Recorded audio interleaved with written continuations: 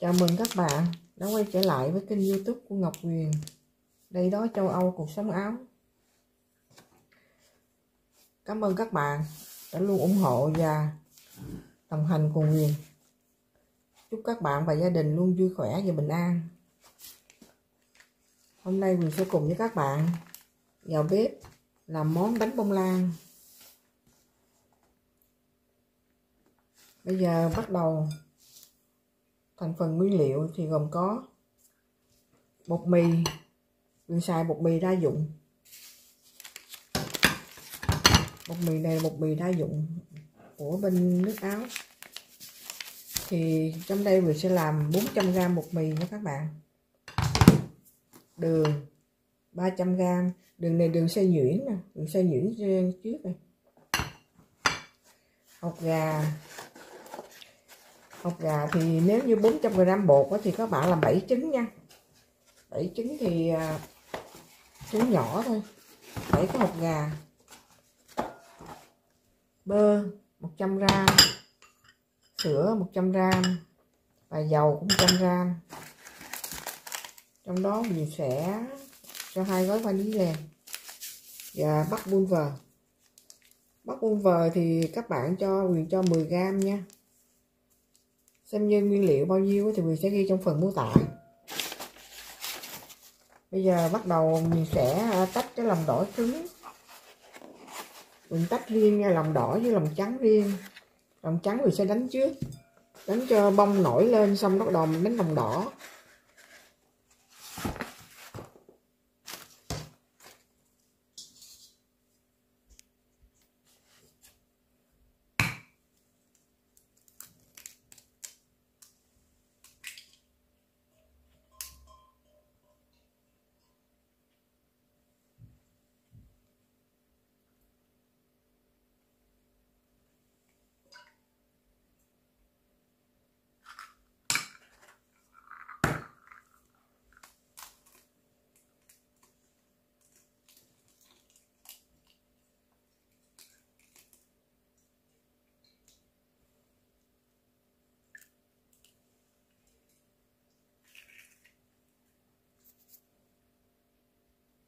Giờ chồng trắng Huyền cũng đã tách riêng ra nè các bạn. Bây giờ mình đi đánh trước. Mình đánh chung với đường, với lại mình cho tí muối nha. Các bạn nhớ cho tí muối miếng chanh vô nó mới nổi. Giờ chồng trắng Huyền cũng đánh nó xong rồi nè các bạn. Khi nào mình thấy mình đánh mà nó cứng lại, nó đứng lại vậy nè, mình thả nó xuống mà nó đứng là nó được. Bây giờ bắt đầu Huyền sẽ làm chồng đỏ nha các bạn. Mình đổ qua cái khác.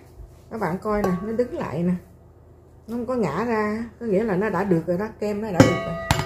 Mình đánh chồng trắng với tí muối, với miếng đường. Bây giờ mình sẽ đánh chồng đỏ. Như chồng trắng Huyền đã đánh xong rồi các bạn. Và chồng đỏ Huyền cũng đánh xong rồi, Huyền trộn trong đây có đường. Bây giờ mình trộn hai thứ vô rồi bắt đầu mình cho những cái thứ này vô nha các bạn.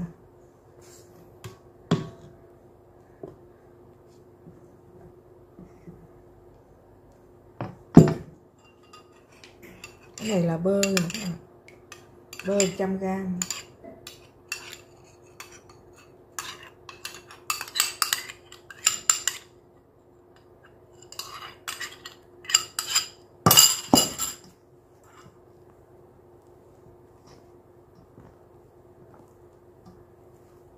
này là sữa nha các bạn. Sữa Huyền cũng cho 100g.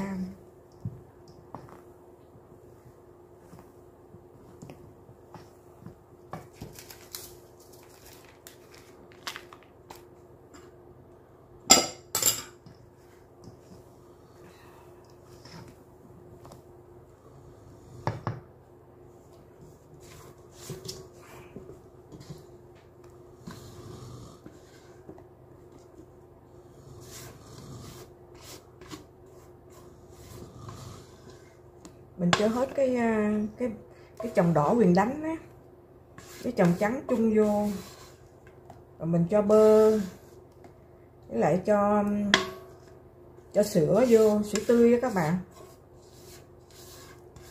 Rồi mình trộn lên, sau khi trộn đều xong mình gãy bột vô, mình bỏ vô trong máy mình nướng. Các bạn nên nhớ nha, làm bánh này là phải mở cái bếp trước nha, mở bếp nóng trước 15 phút đó, nó không là bánh nó sẽ không nở đâu. Mình cho 2 bột gói vanilla vô.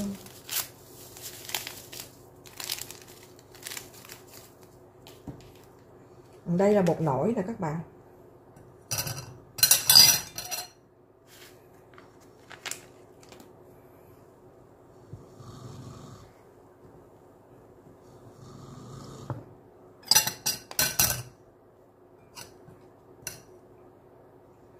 Đây là bột Huyền cũng đã rây xong rồi, bột mì đó các bạn. Huyền cũng đã rây xong rồi.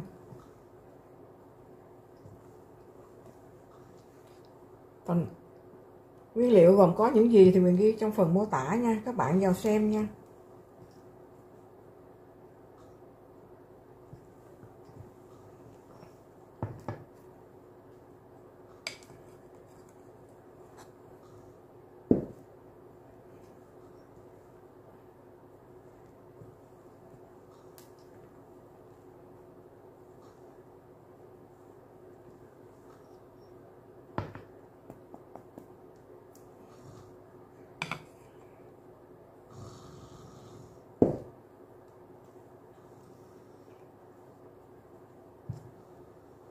Cũng lâu lắm rồi mình cũng chưa có làm cái bánh bông lan.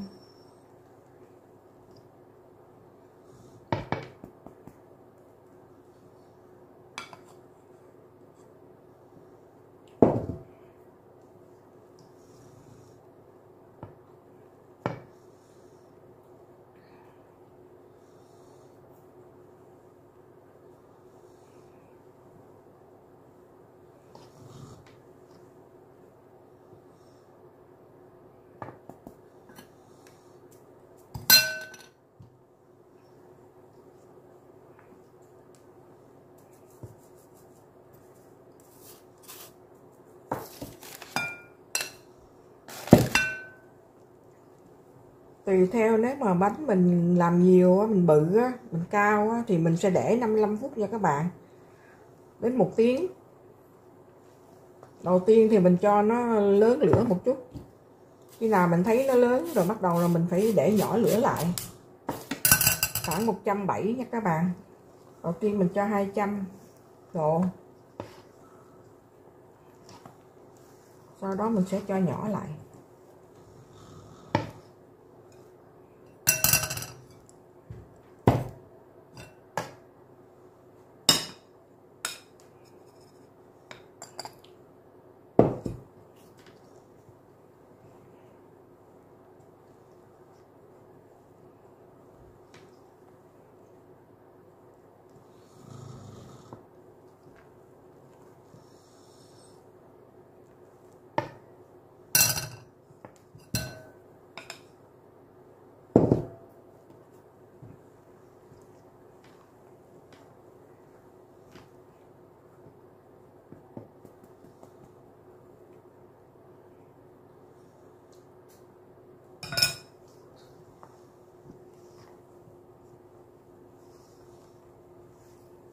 Cuối cùng là mình cho dầu nha các bạn, mình cho phần dầu cuối cùng.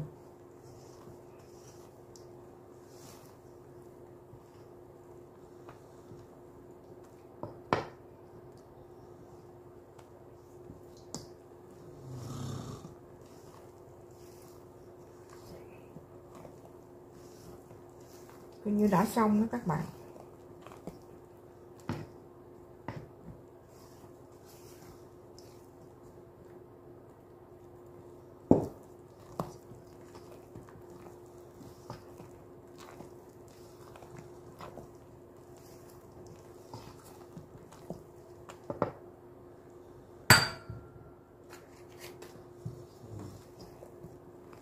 Bây giờ mình sẽ đổ vô khuôn. Bếp mình đã để trước nha các bạn, mình để trước 15 phút rồi đó. Bây giờ mình sẽ để vô khuôn rồi mình nướng trong vòng 1 tiếng đồng hồ.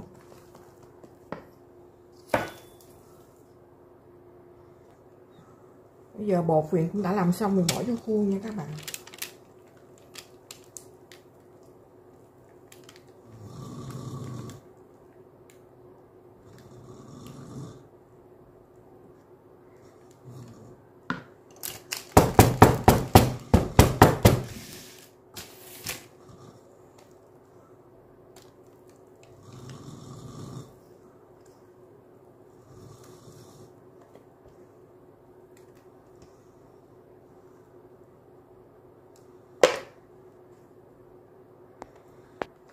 Nếu nhà mình có sẵn cái hạt mandè nữa các bạn bỏ lên để cho nó đẹp.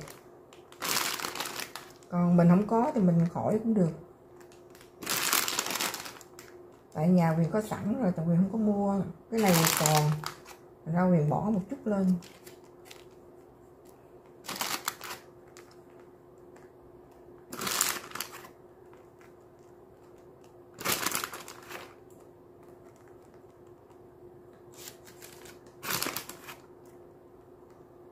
Bây giờ mình đem đi nướng các bạn.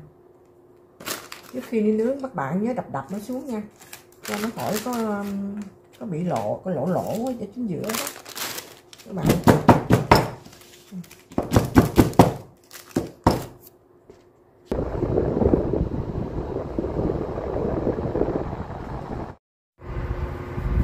Giờ đang kiểm tra, nếu mà nó không có cái gì vô trong đó là nó khô nè các bạn, là chín rồi đó. Cái bánh mì nướng đã xong rồi các bạn, nhưng mà còn nóng lắm. Mình để nó nguội một chút rồi Huyền cắt ra. Nóng lắm các bạn.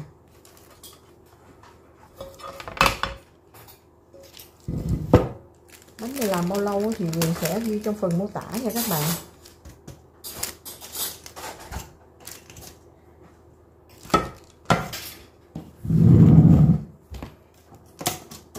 Bánh này cũng đơn giản thôi.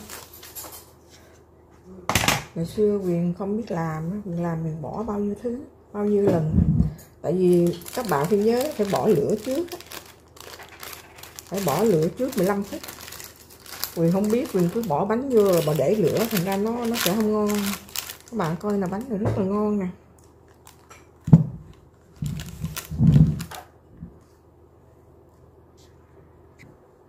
Rồi cắt bánh ra nè các bạn. Mình phải chét cái miếng dao trong cái dầu đó, nó có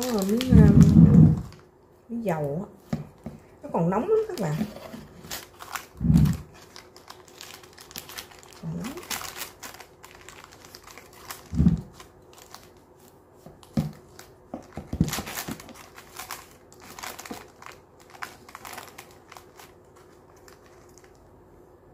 Các bạn coi bánh nè, rất là ngon luôn. Còn nóng còn hơi nóng.